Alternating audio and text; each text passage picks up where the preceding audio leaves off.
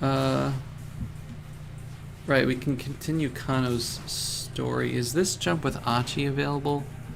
No. Because we didn't... We're still in a bad end with Minorikawa? I guess so. But we, yeah, we're not stuck on Kano anymore, so let's go back to here.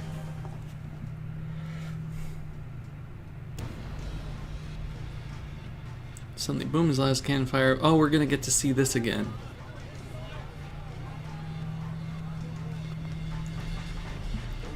I need lunch and shower if you finish stream before I get here. Thanks for saying. Thank you very much for stopping by. Yeah, I have a feeling we're getting close to the end of this hour, and that's when the stream is gonna end. So thank you very much for coming by. I appreciate it. Man, we've seen this one scene. This is like what is it in Danganronpa? Was it like the scene of where it just shows Hope's Peak and Makoto standing in front or whatever? Like, it just shows that 200 times. There's a different scene, I don't remember. Anyway, Kano saw the flames. This hadn't been an accident. Someone had set off an explosion. Shibuya Precinct wasn't too far from here. Yeah, we saw this already. A large crowd of onlookers is gathering. What's going on? What happened? The car's on fire. Peering at the flaming chassis, you could see that there was someone inside. Oh no. Could that be a Tomy? Yeah, but we didn't see Miku stepping in with. Okay, we still have a keep out over here because yeah, we didn't go back to Minorikawa over here.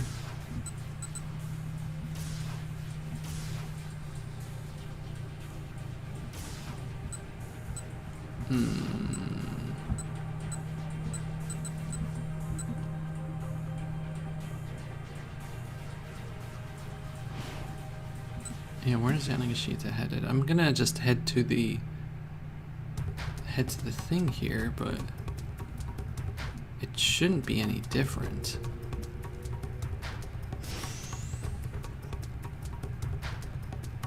Yeah, we buy computers at top prices.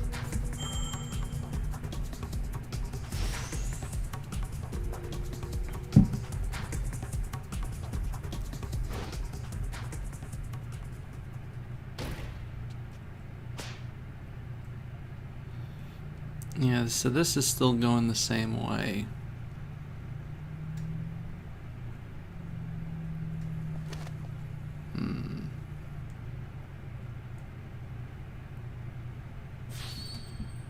A fierce gleam came to his eyes. Yeah, so that doesn't help us here.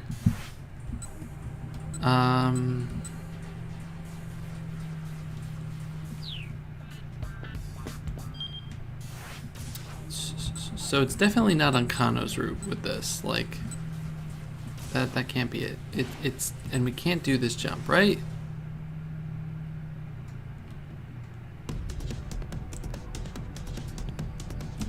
Yeah, all out run. No. 525. So where is Minorikawa at 525? He's over here. So that, yeah, that has to change. But the stuff with Maria, I don't think we can do anything about over here. Is it something with Achi over here? So let me think about this. If Achi bumps into Hana and ruins her poetry, then she doesn't.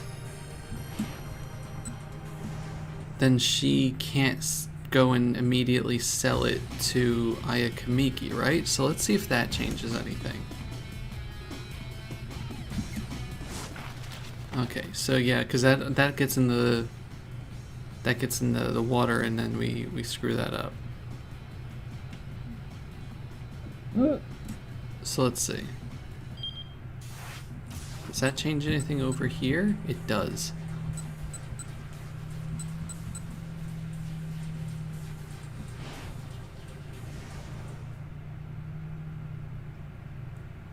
But that shouldn't change anything with what happened before.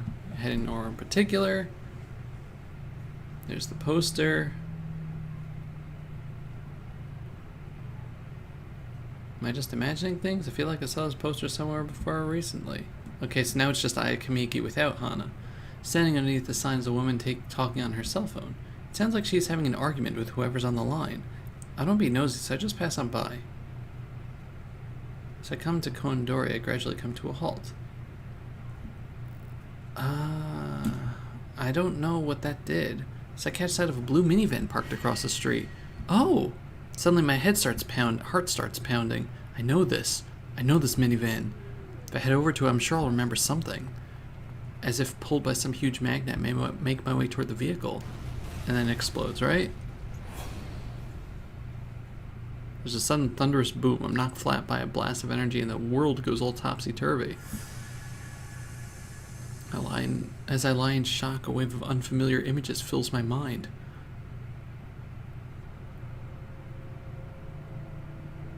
A cloud of whirling dust in some place isn't Japan. A simple room with unfamiliar architecture. A girl. And I know the girl's name.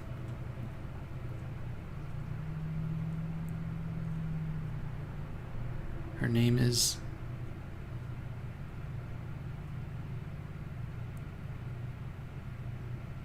On the verge of that revelation, my consciousness fades away.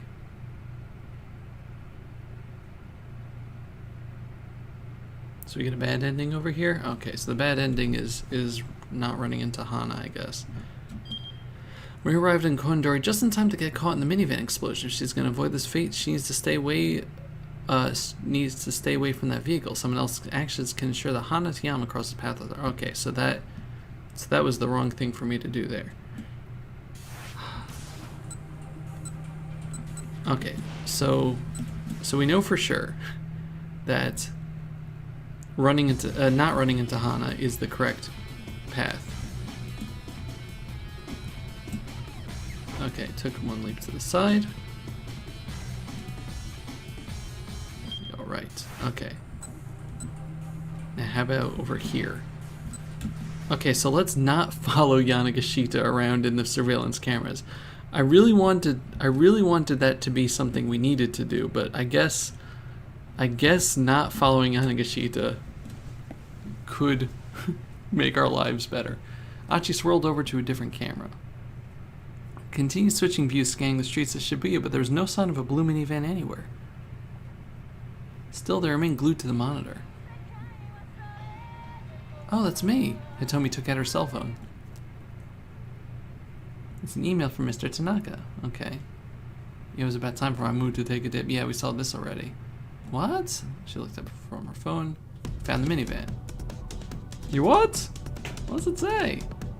Yeah, so we're still doing this. Okay, I ran after it, I wound up losing sight of it. It's heading towards Jinan. What about your sister? We already did this one.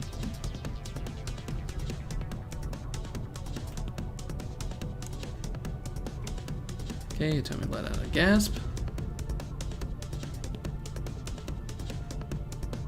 Monitor was the blue minivan. So let's go back here for a second. And so that's back to be continued.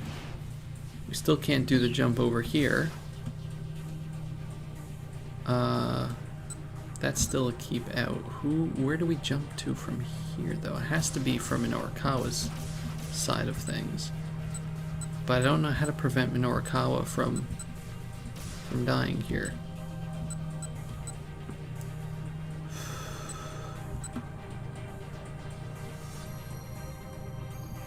So what's the thing? Classical recommendation?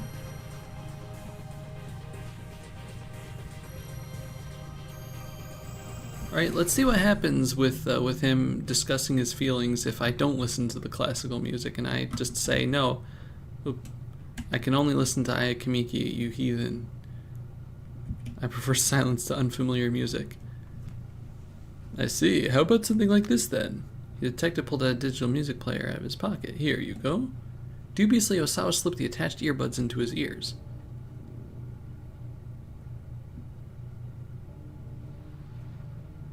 Do I just listen to it anyway? He heard the gentle sound of surf. The simple rhythm of waves crashing and receding drew him in. He listened with unexpected pleasure. Time went by, comfortably as if you were standing alone on some remote beach. He took a deep breath and expelled it through the nostrils. He felt as if the toxic gloom had filled him and was departing through the air. Okay, so no matter what I listen to... Oh, okay, this is just going on its own way, though.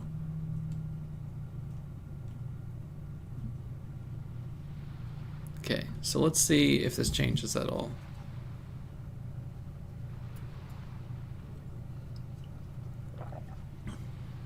Thank you, Detective. I'd forgotten what it was like to feel this way. So we're having the exact same...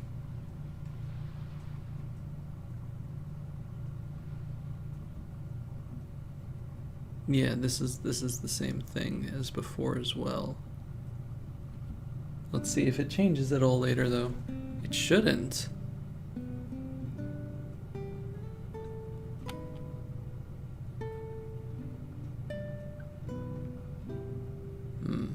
Yeah, this is all the same still, too. Feelings.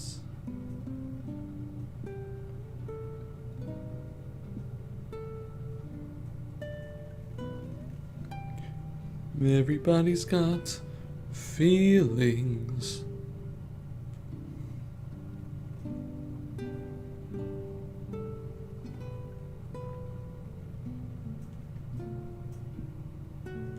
Yep, still all the same.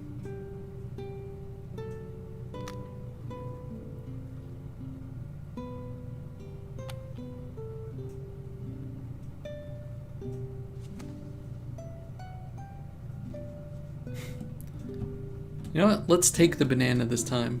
I guess I'll take it. Osawa spoke irritably, then his expression softened a little. Yeah, I took the banana. Don't worry, everybody. That's really what we needed to do to turn this around. You know, I'm just going to take a quick bathroom break, and I'll be right back in a minute.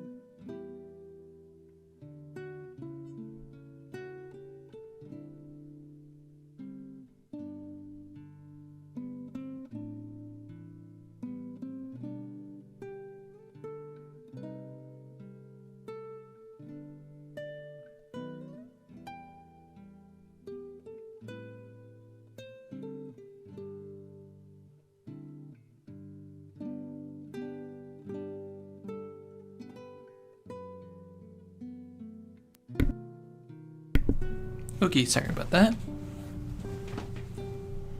So now we're gonna go back to this.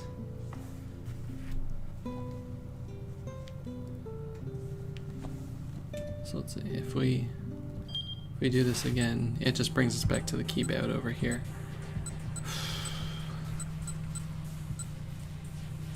Alright, so where the actual heck do we need to make the change here?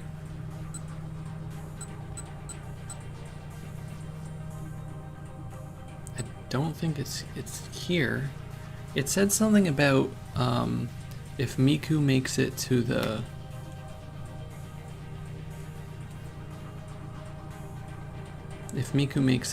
store, then you get bailed out over here by what's his face. Just one sec. Let me take a look.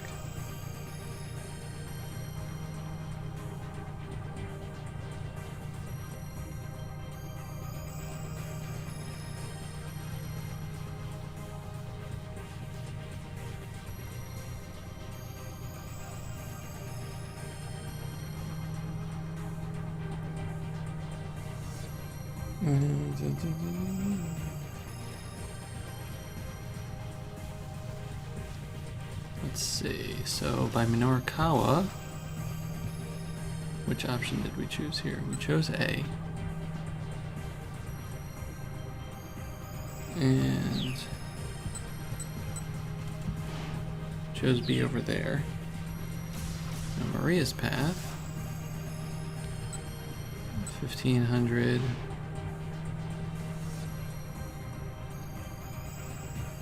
Oh, okay. Apparently we have to take the weight thing.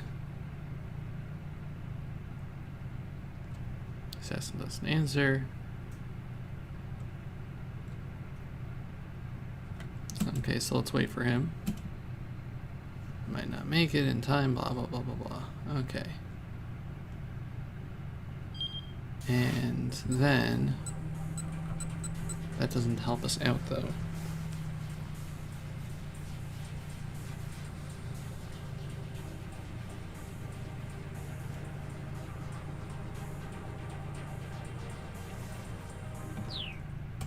Let's just power through this and see if for whatever reason we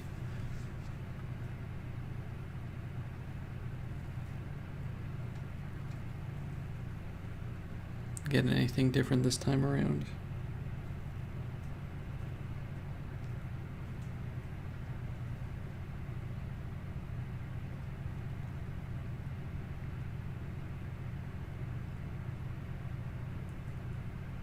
Yeah, I have no business with you.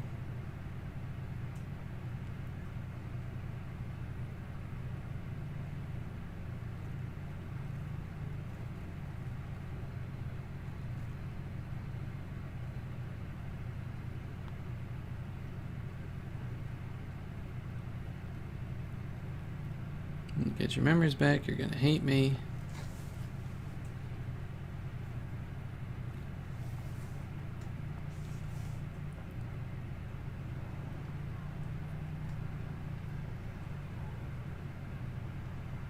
We're still at the knick-knack shop, and we're gonna run into... yeah, okay, so this doesn't help us out at all, because this ends to the bad ending, right? Yeah. I'm going to continue looking.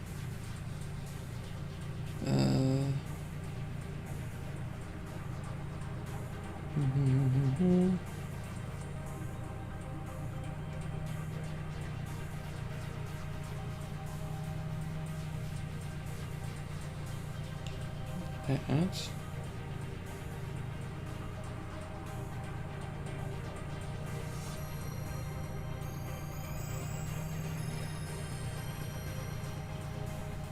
That.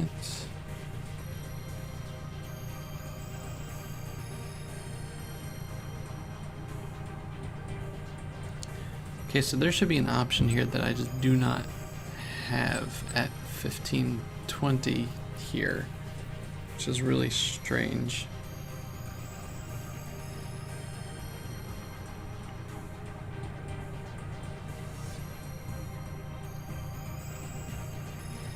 Okay, so let's see, I'm Minorikawa.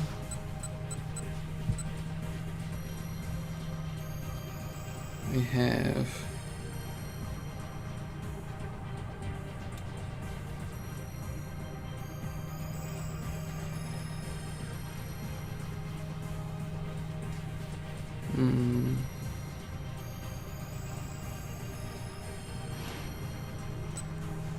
yeah, we chose option A over here, right?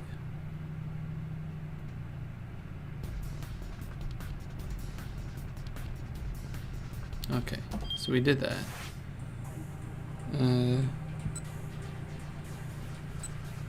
Probably head to the knick-knack shop, we got that. Oh, is there more we can do now? This shouldn't be different. Did I just miss something?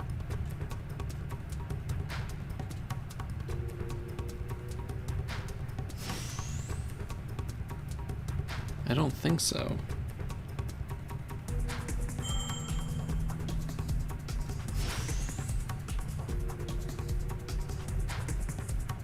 Maybe this didn't work because we did this before? Did we do this before Maria's route? I don't know. No. And there's this.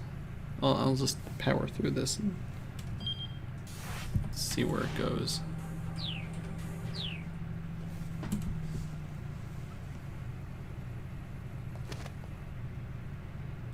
Yeah, laptop. Adding sheet to froze. Did I just like stop right before we got to what it was? I don't know. That's it. We got the flyer, iron stomach competition.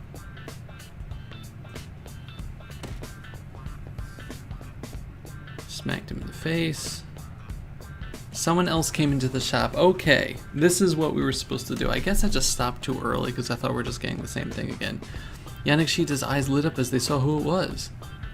Oh, my angel! Whatever is my darling Miku doing here? Oh, she looks angry. Oh, no, she's sad. Miku stood in the doorway on the verge of tears. Mr. Minorikawa, she began, then her voice choked up. Miku? What's the matter? Something wrong? Miku drew in close to Minorikawa's side. Huh? Yannickshita's gaze darted back and forth between Minorikawa and Miku. You two know each other? Sort of. More to the point, is she the girl you said you were in love with? That's right, the one and only Miku. I have her entrance music set as my ringtone. Paying no heed to Yannickshita's excitement, Miku kept her eyes fixed on Minorikawa. I lost to a girl who knows Aiki Jujutsu. I lost. She buried her face in Minorikawa's chest. Yannickshita let out a gasp. What's this about? What in the world is this all about? He seemed on the verge of panic. Mr. Minorikawa, I need to learn Aiki Jujutsu.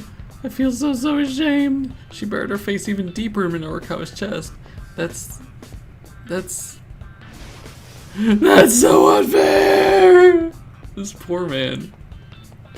Oh, there he goes. With tears in his eyes, Yannickshita darted out the door. Minorikawa glared after the pathetic fellow as he scampered off.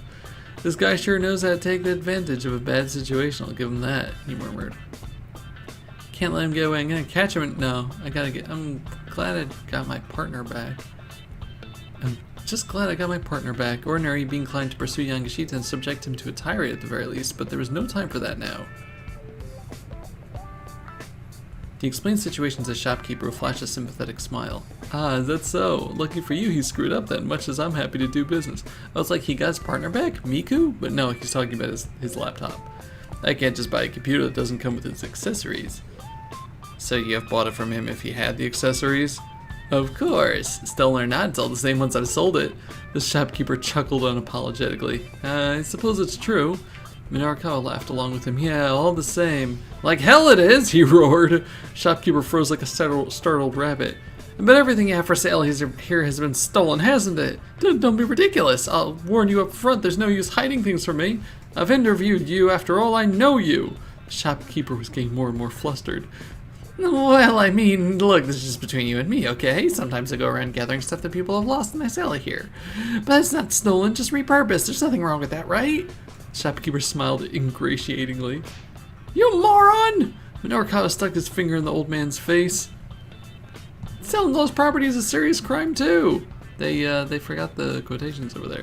Potential violation of Article 254 of the Penal Code of Japan regarding embezzlement of lost property, which states a person who embezzles lost property, drift property, or any other property which belongs to another person and is in no one's possession shall be punished by imprisonment with work not more than 1 year.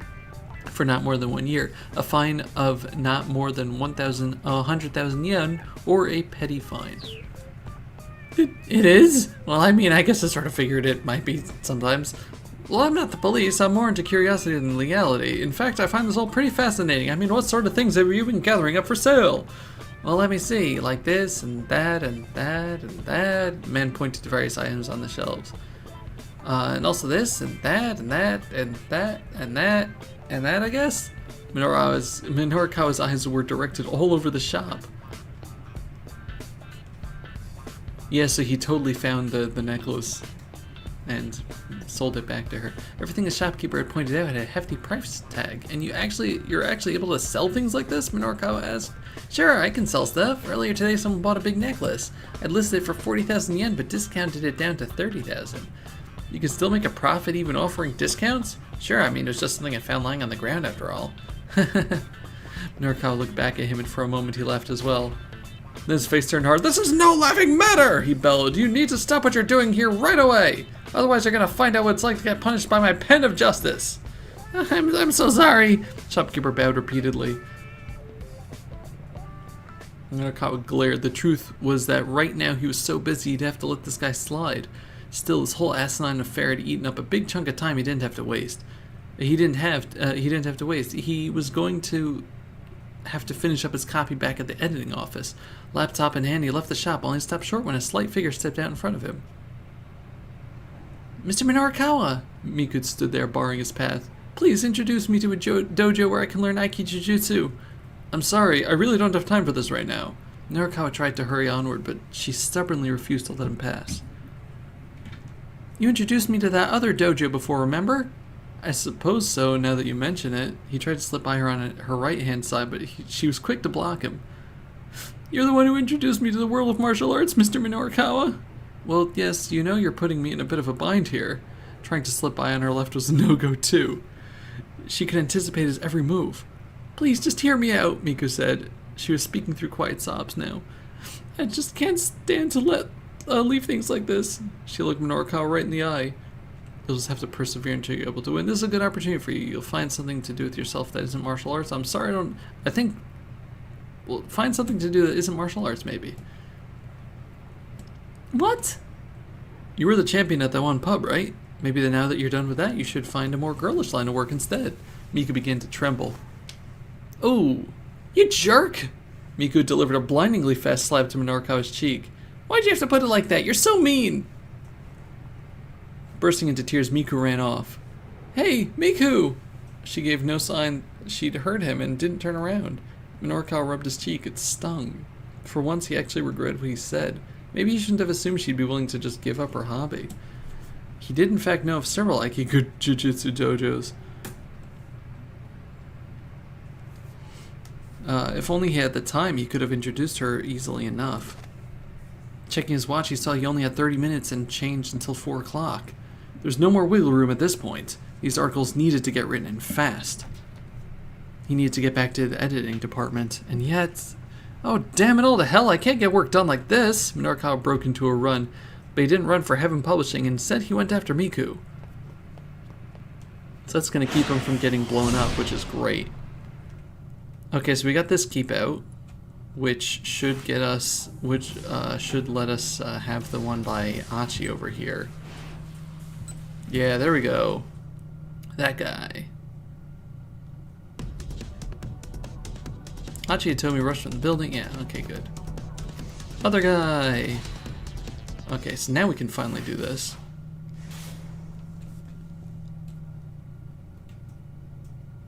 They told me wait. As he ran along Kondori after Miku, Minorikawa heard someone shout out a familiar name. Oh, okay, so that was a Hitome. It was a pretty common name. Ordinarily, he wouldn't have given a second thought, but he remembered that one of the Miss Midoriyama winners was named Hitome Osawa. That made him curious. Okay, so that stops us from getting blown up. A moment later, he heard a cell phone ringtone. He immediately recognized it as an Ayakamiki song. His reporter's instinct tingled. He stopped to take a look around, and one young woman caught his eye almost immediately. He couldn't assume that any pretty girl he saw was Miss Midoriyama. After all, it'd be a little too convenient if he just happened to run into her now. Still, it didn't cost him anything to ask, "Are you Hitome Osawa?" He might as well at least check. But to his own surprise, he hesitated in embarrassment. He'd never been too embarrassed to ask a question before. He didn't get a chance to contemplate that realization. Yep.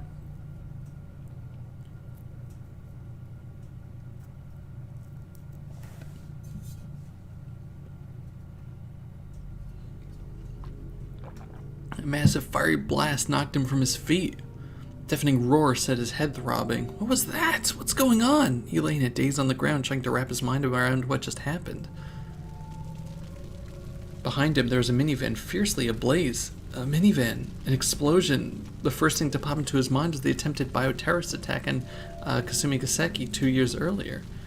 An unoccupied minivan exploded outside an MPD station, and afterward a device meant to scatter a dangerous biological agent had been discovered near the subway.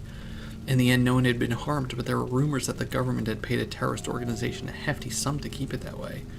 Right now, Minorikawa was a stone's throw from Shibuya precinct. Could this be a repeat of the Kasumigaseki attack?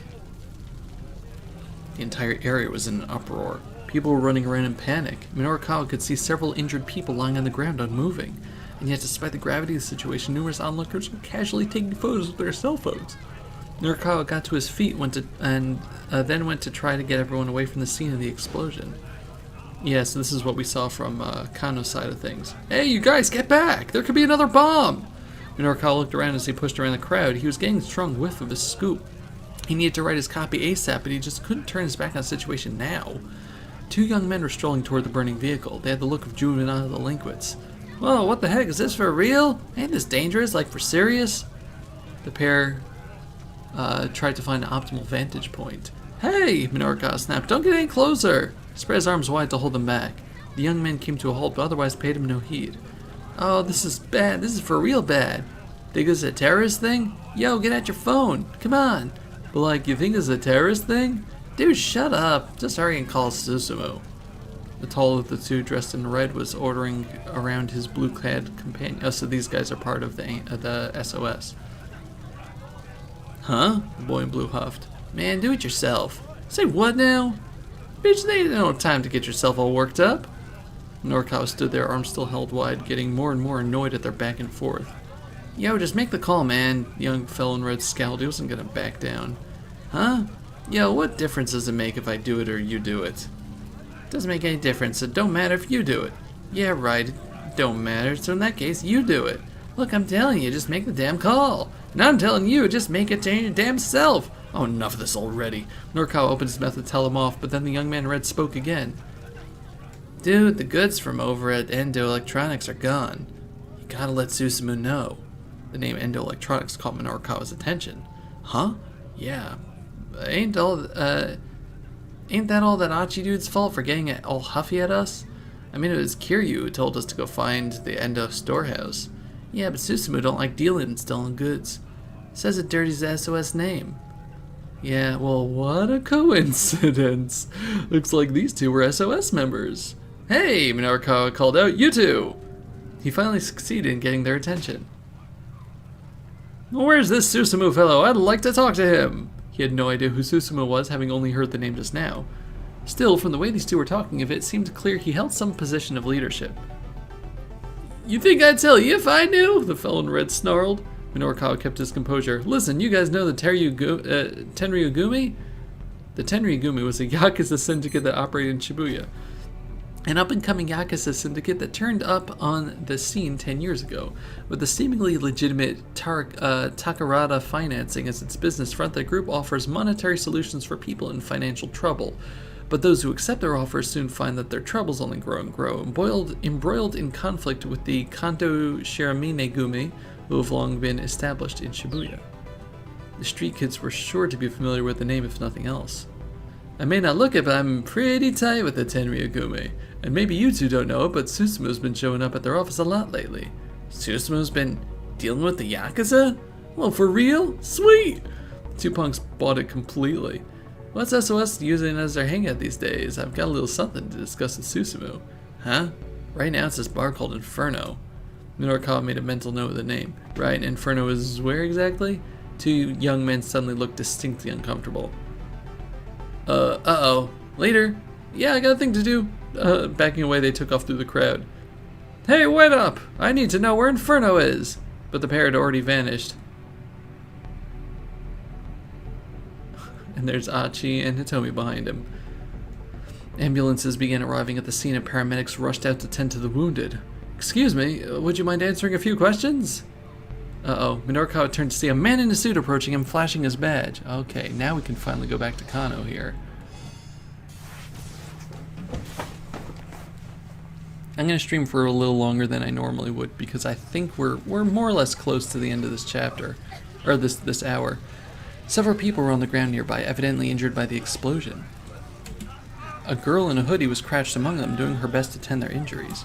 This is Miku Morita walking along, upset at Minorikawa for not introducing her to Aiko Jujutsu Dojo. She happened to across the aftermath of the minivan explosion. Unable to stand idly by when faced with such a horrific scene, she pitched in as best as she could to help the wounded. Can we... We can. We can just jump right back to Minorikawa, which I don't think I'm going to. Kano recognized her as the girl he talked to earlier during the traffic jam. "Police!" he announced. "Get back, let me handle this." The girl was visibly relieved. Help her," she said. She pointed to a figure lying on the sidewalk a short distance from the burning minivan. It was a Middle Eastern girl. She appeared to be unconscious. "I think she got hurt rescuing another girl about college age," the girl in the hoodie said. "A college-aged girl? That might be Hitomi. What happened to the girl she saved?" Kano asked. The Good Samaritan looked around. "Huh? Where'd she go?" The rescuee had disappeared. "This girl here," the girl in the hoodie gestured toward the fallen girl. "I can't believe how fast she was." She spoke with a hint of awe. "The way she moved to get to the other girl, she was on a level way beyond mine." Khan took another look at the injured girl. Her figure looked rather delicate. It was hard to believe she was capable of great feats of athleticism. He started toward her, but Stanley stepped ahead of him. "Leave this one to me," he said. "Oh boy." His expression was unusually stern even for him. "Do you know her?" Kano asked. The American didn't answer as he checked the girl's pulse and then her pupils. "Hey, Stanley? Don't you have other things you should be doing?" Stanley snapped. "Fine then." Kano decided to collect some evidence. Whew. Patrol cars and ambulances arrived at the scene in a steady stream. Once the vehicle fire was under control, things gradually began to calm down. Several officers worked to cover the area around the burned minivan with a blue tarp. Kano got his questioning underway, starting by flashing his badge at a man near the front of the crowd. "Excuse me, would you mind answering a few questions?" The man puffed himself up. "How about you answer a few questions for me? Was this an accident or an attack?" "Still don't know many details," Kano admitted. The man shoved his finger in Kano's face. "Let me rephrase that for you. This is a major incident." "Huh?" "I've been around the block a few times and I know all your police PR lingo. And when you start talking about the details, that is 100% indicative of a major incident." "Well, I sure picked the wrong guy to try and talk to." Stifling his frustration, Kano continued his questioning. "Did you happen to notice anything unusual prior to the explosion?" "Unusual? Now that you mention it, I think it heard a cell phone ringtone." "A ringtone?" "No, never mind, forget that. There's no way the ringtone on someone's phone would be audible through all that." The man was probably right, but somehow the idea nagged at Kano. He jotted down a note in his pad. Kano. It was Stanley. Perfect timing. Thank you for your cooperation. Kano told the man. Then he hurried on his way. Stanley stood in close enough to whisper. "Who was that guy?" "An eyewitness to the explosion, apparently. Do you have any info?" "He said he heard a cell phone ringtone at the time of the explosion. Not sure if that's significant, though." Stanley stood silently for a moment, thinking. "What about the girl?" Kano asked. "Has she woken up?" "No. I'm going to drive her to the hospital."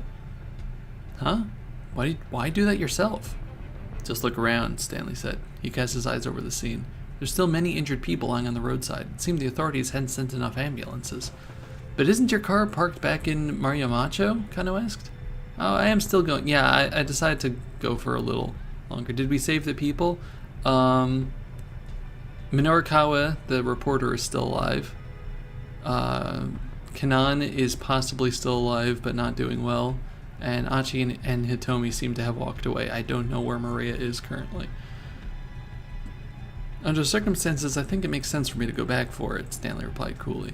"Besides, I have a few things I'd like to ask her." Kano was curious. "You do?" he asked. Stanley's cell rang. "Yes?" Stanley answered the phone in English. As he listened, his demeanor changed. The blood drained from his face and his hand began to tremble slightly as it gripped the phone. Kano had never seen him this shaken up. "You got it," Stanley said at last. He hung up the phone and let out a sigh. "What is it?" Kano asked. Stanley headed into an alley without responding. Kano hurried after him. Once they were out of earshot of the crowd, Stanley finally spoke.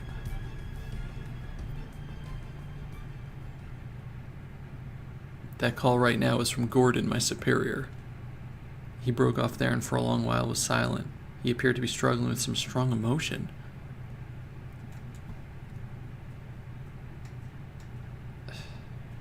No, just tell. If you're gonna tell me something, then tell me.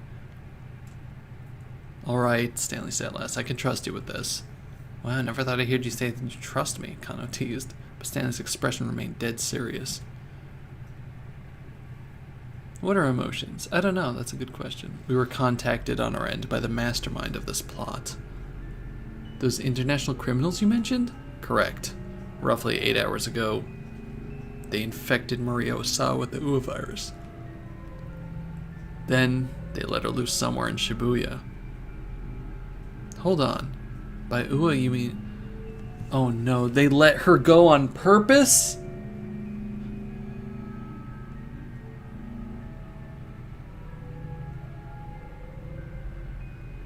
Oh no, have we been just infecting people all day?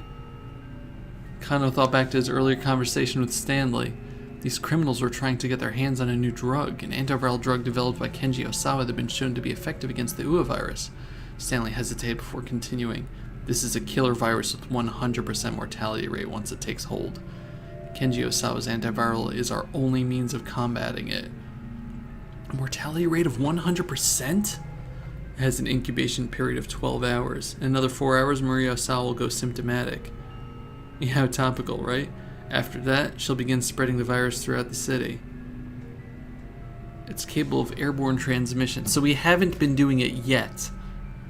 Following the onset of symptoms, individuals infected with the Ua virus bleed from their lungs, and the virus is readily released into the air via coughing. The Ua virus is highly resilient in the open air and can survive even after saliva or other fluids have evaporated. Simply getting within 2 meters of a symptomatic patient is said to carry a high risk of infection. Bodily fluids from deceased patients carry an especially high concentration of the virus, and anything contaminated with such fluids must be thoroughly sterilized before it's safe.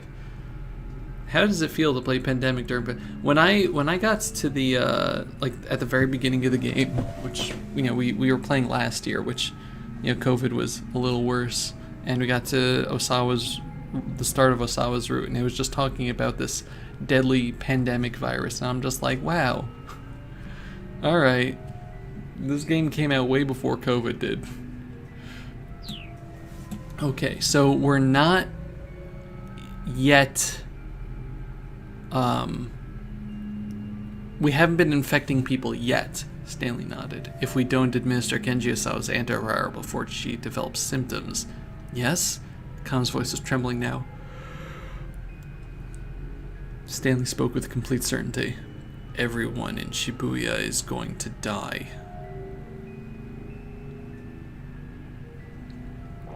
Well, then we need to find Maria Osawa and get the antiviral to her as soon as possible, Kano said, panicking. Stanley remained cool. Just calm down. There's more to the story that... Stanley's interrupted by a strange sound from the upper floors of a nearby building. Unsure of what it was, the two men hurriedly relocated.